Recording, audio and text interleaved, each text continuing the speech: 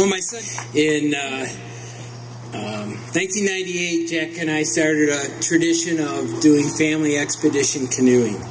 And the first trip we took was on the Buffalo River in Arkansas.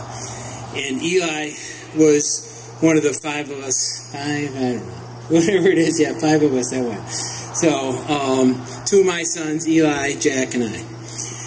And Eli was 18 at the time. And he was late to have the change, if you know what I mean. Those black years that anybody that raised kids goes through. Sometimes they're easier on some parents than others. When they come later, like at age 18, they're pretty tough. And Eli put us all through our paces on the Buffalo National River in Arkansas. And we all learned a little more patience during the trip, thanks to Eli. After about 8 days and 125 miles, we were coming to the end of our trip, and we'd been traveling downriver the whole time, and we knew we had this big stretch of about 4 miles on the White River, and that there was a dam release in Arkansas. There are a lot of dams there, and that if we didn't time this confluence with the White River right, that we would have a pretty tough time making it against the current those last 4 miles. And probably as trying as the trip had been for us, with Eli's kind of personality change at the time, we were probably pretty trying on Eli. And so we're pushing. We're pushing hard. We want to make this river. We want to get up the river that's going to be going against us before the dam releases, so that it's not too difficult.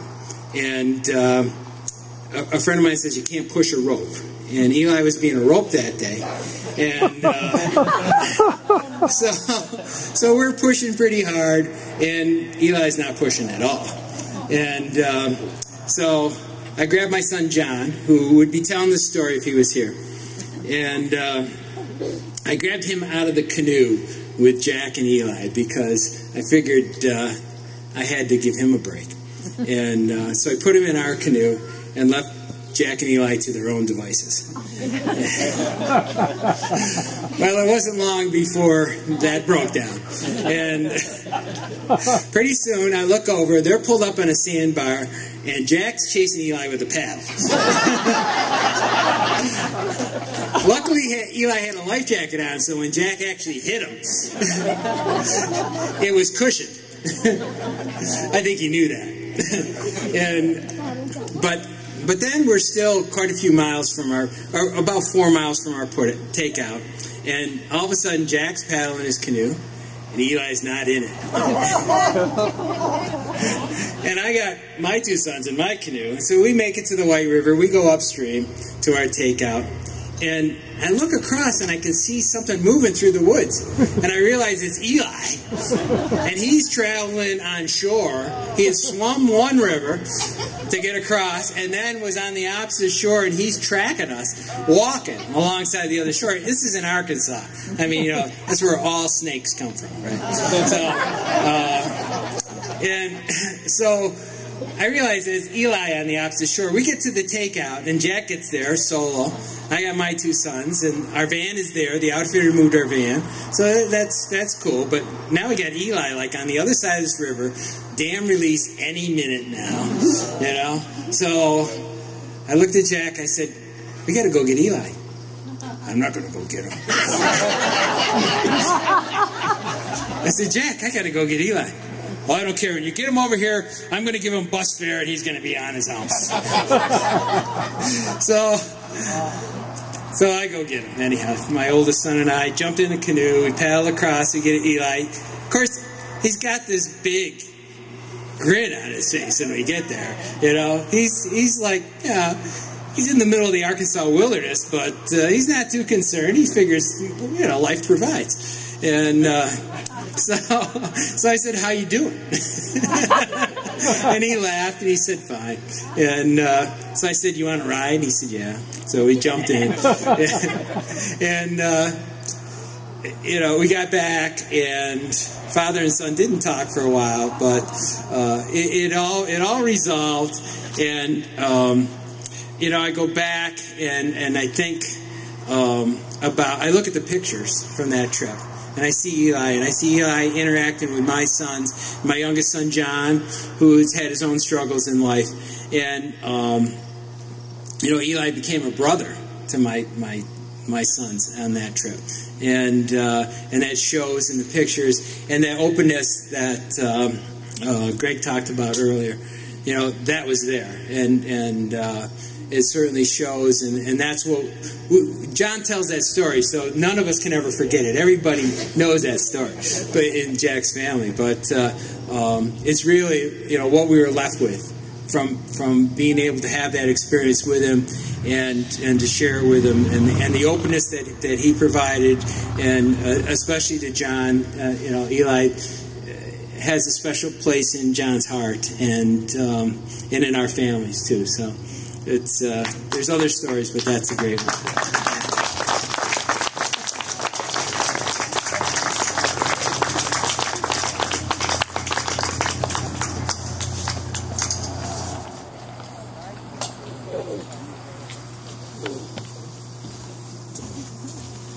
For those who don't know who I am, I'm Jack's first cousin, and my father, his mother were brother and sister, and we've known each other a long time. And I didn't see Eli that much, but I do have one story I just want to share. We were going to a family function, and he needed picking up in Boston, and I live in Massachusetts. We live near Boston, so we drove him to that function. And he and I sat in the front seat. And I think it was an hour and a half that I got to hear his story. And this isn't a big story, but I think what I'm left with is he's somebody who found what he wanted out of life. And I know a lot of people that, when I was that age, I didn't find, it took me a while to find what life was, what I wanted out of life. And he had found it, and I really admired that. And there just was a sincerity and a peacefulness in him that I was almost jealous of in a way. Not that his lifestyle's for me, but it was a genuine good path that he had followed, and to hear more stories about what he's had done with with Krishna and stuff were good things to hear, and I just wanted to share that with you. So thank you.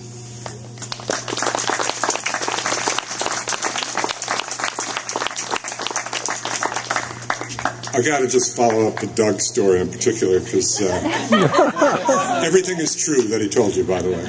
And Eli was such a pain in the ass on that trip, and that's the only way to put it. And Doug was incredibly patient, and obviously I wasn't. And anybody that knows me, I'm a pretty mild-tempered guy. I don't get too upset too readily. But I certainly did that time. But as much as he was a pain in the neck on that trip, there's a picture that Doug referred to. It's John trying to cross the river.